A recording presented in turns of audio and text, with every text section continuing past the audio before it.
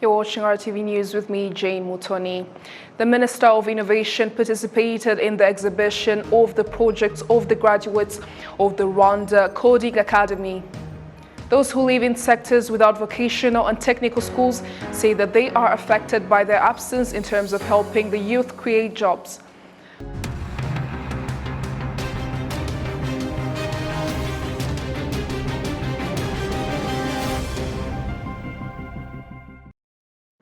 A very warm welcome to the news in details. Now, those who live in sectors without vocational and technical schools say that they are affected by their absence in terms of helping the youth create jobs. Now, the government promises that in this plan to accelerate development, at least one vocational school will be built in each sector. Innocent Mugabo has this report. Those who have joined these schools note that they are ready to make use of the knowledge they have acquired. We shall use the knowledge in different productive things. Before these schools, we used to spend a lot of time doing nothing, playing cards, and others engaged in illegal activities.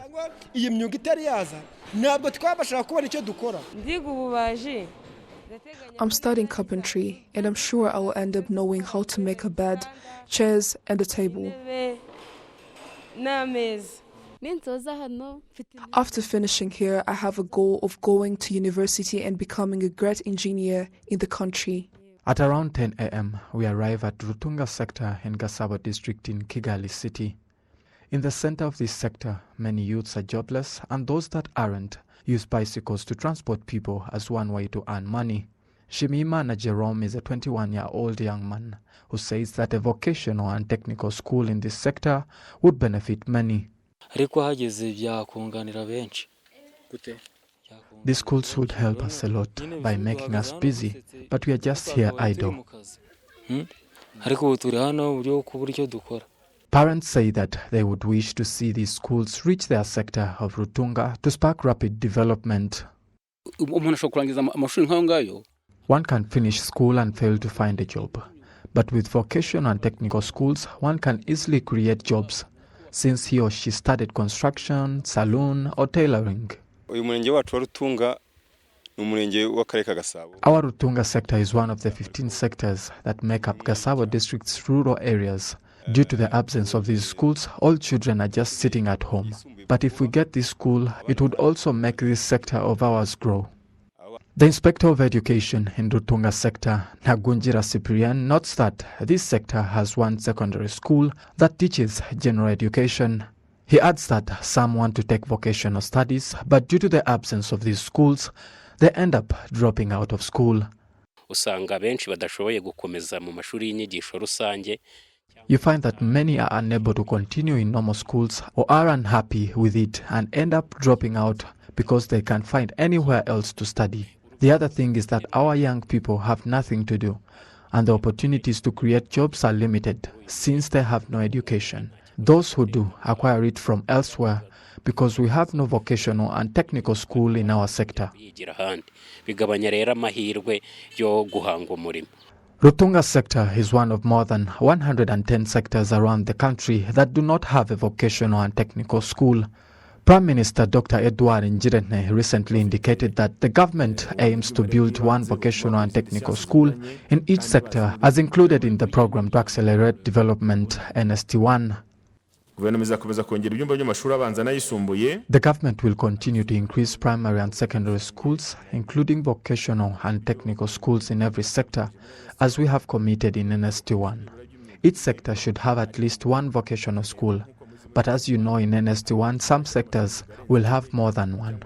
Because the goal is that 60% of children studying in secondary school will be taking vocational and technical studies, and 40% will be taking general knowledge studies.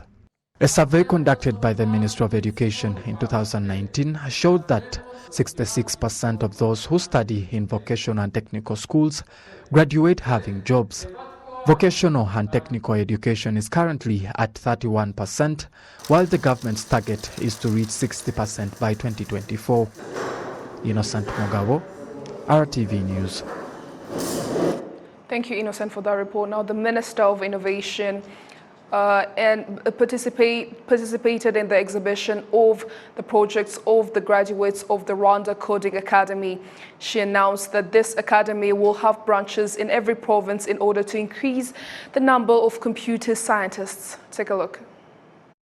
19-year-old Mugabo Makuza Verite is one of the graduates of the Rwanda Coding Academy located in Nyabihu district. During the 3 years that he has spent studying at this academy, he has created a program called Cobra. This program of his received the support of $1 million, which is 1 billion in Rwandan currency. He explains how the program works.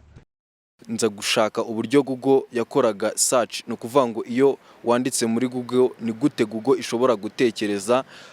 I made research on how Google works in terms of how it is able to provide relative results for any given search, and I came to know that it uses a form of technology called machine learning. So I applied in a program provided by a company called Leplit, based in San Francisco, called Leplit Ventures, and the program funded me $2,000 to create a hosting and also marketed me to other companies by posting me on their Twitter page and on Product Hunt. And from those posts is where I got an email from the CEO of a company called OSS Capital saying that they like the project that I'm working on and that they want to work with me and invest in $1 million on a 15 million evaluation. Yumva yuko twanakorana, yambwiye yuko ashaka kuinvestinga muri company yanjye $1 million USD on 15 million evaluation. Among the projects that the students created include one which aims to help disabled people that use wheelchairs to be able to move on their own without having to wait for someone to push them, and another to monitor growth of plants and diseases that affect them. Their parents were surprised by their knowledge and say that they are ready to do everything possible to support them. The ceremony of highlighting the projects of the students was attended by some of the leaders of technology companies operating in Rwanda. The chief executive officer of the Irembo website, Israel Bime, says that they are working with the students in terms of updating this website and to improve and increase the number of services offered there, as currently there are 160 services available on the Irembo website and they want to increase them to over 800 services. Many of the graduates have already found jobs in major technology companies and others have started their own technology companies. The Minister of Information and Communication Technology and Innovation, Ingabire Paula, says that teaching technology courses to young people is productive because there are programs that they have created which otherwise the government would have spent a lot buying them. We are already seeing good results from what they've learned as graduates from Rwanda Coding Academy. One could ask what results? Well, initially the idea of establishing a school with a specialty of providing technology skills was to target young scholars that are good in math and then provide them with the knowledge that we need on market in the near future, rather than waiting for them to finish college. And most of the students are between the ages of 15 and 17. We also thought about bringing more to this program, whereby they don't just learn, but can also apply the knowledge in real life. And as you've seen, they came up with projects such as using technology to link farmers and markets and to also help the disabled. Aside from the projects that they showcased, during the first year they created systems that we ended up using as the government, such as the Government Performance Contracts Program. So when you see how it was made and how we still use it, it's promising. We want to expand it and establish branches in different provinces, which is an opportunity for more students and employees. It has yielded good results as we look forward to open a branch in Muhanga this year so that more students can have the opportunity to acquire this knowledge and use it to develop the country.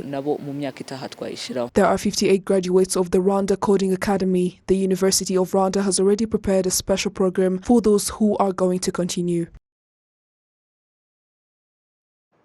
As farmers prepare for the 2023 agricultural season, a lot of emphasis is being put on the use of manure and compost for increased productivity, a practice that is being heavily promoted by the government. Take a look.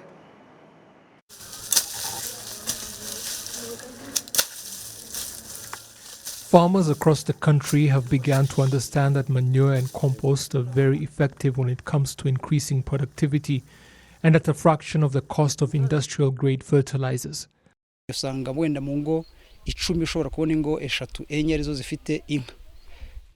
Out of 10 houses, 3 or 4 are the ones that have cows. The manure I have came from just 4 goats, yet it could fill 2 pickup trucks. 1 truckload of industrial-grade fertilizers will cost you between 50 and 70,000 Rwandan francs. Banana farmers have also learned to use compost to get as much as 200,000 Rwandan francs per month from less than 2 hectares of plantations. To get the best compost possible, we periodically turn the whole heap over, and when the time is right, we use it in our banana plantations, helping to increase soil nutrients and keep levels up for longer, making the banana plants much stronger. With the 2023 agricultural season fast approaching, farmers say they are ready to make good use of the rains by ensuring that their land yields the best results possible. We collect the manure from the sheds and put it aside in storage, making sure it is properly covered, but leaving enough space to allow some water and moisture to seep in when it rains. I will be using this batch in September. When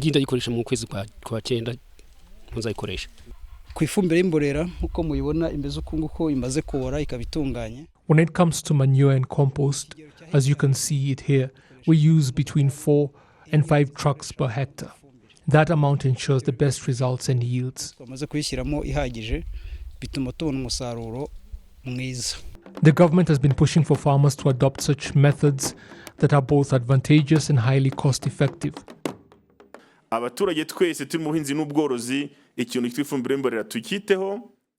All of us as farmers should be paying close attention to the use of manure and compost, ensuring that we have properly maintained compost heaps. I am asking every agronomist at the sector level, district agricultural officers, and vice mayors in charge of economic development to make sure that it is done, so that every home has its own compost. This is something local leaders must inspect on a daily basis if necessary. Until every farmer has their own compost heap, that will help in their agricultural activities. The Prime Minister also assured farmers that the government will continue to provide subsidies in the agricultural sector to shield them from the rising costs of some of the equipment they use. Manure and compost has been found to increase yields by as much as 75%. Members of the private sector in Rwanda say they are ready to make use of the land Rwanda has been given in other countries. Now, the plots are beneficial because they are located in strategic positions for a country like Rwanda that is landlocked, in places like Djibouti on the Horn of Africa and touching the Indian Ocean. Now, the new Minister of Trade and Industry has made it clear that the government of Rwanda is very keen to develop such real estate. Yeah, that's true that we have been given some lands, not only in Djibouti, and we have been planning even how we can make sure that we are using them efficiently together with PSF. Regarding Djibouti, I was even discussing with them where in their stand, the collaboration we have. So usually when you have a land as a government doesn't do business, so of course the land is in the hand of the business people. And I know people between Djibouti and Rwanda in terms of business they are discussing. So but what I can assure you, with Djibouti very soon you will see the result from the collaboration we have, including even the roads you are talking about. Moving on, the Democratic Green Party of Rwanda has announced that it commends the progress that has been made in the country, including matters it brought up that needed to be addressed. Now, these include the increase of teacher salaries, improvements in the community-based health insurance scheme, Mutuelle de Santé, road construction projects, and the increase of the timeline is leased from the government by citizens from 25 to 99 years. The party's president says they are now pushing for other changes. The press conference today to share our achievements, especially what we had promised Rwandans that we will be able to do when we started the campaigning for parliament during our parliamentary elections, but also, of course, some of the ideas were stressed them in the presidential elections. So today was a chance for us to share where we have reached. Also, there's some challenges we are meeting today in ongoing activities, but also on other national matters. Yeah. We recommend the Rwandan government. We appreciate that the Rwandan government has been able to increase salary for teachers, for both primary and secondary school teachers.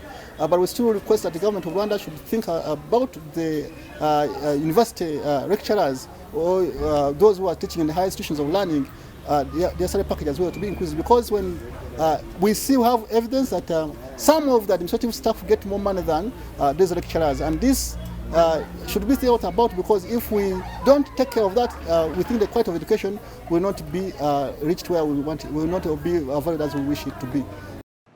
Well, there you have it. On behalf of the entire news production team, thank you so much for your company. I'm Jane Mutoni. Have a great weekend.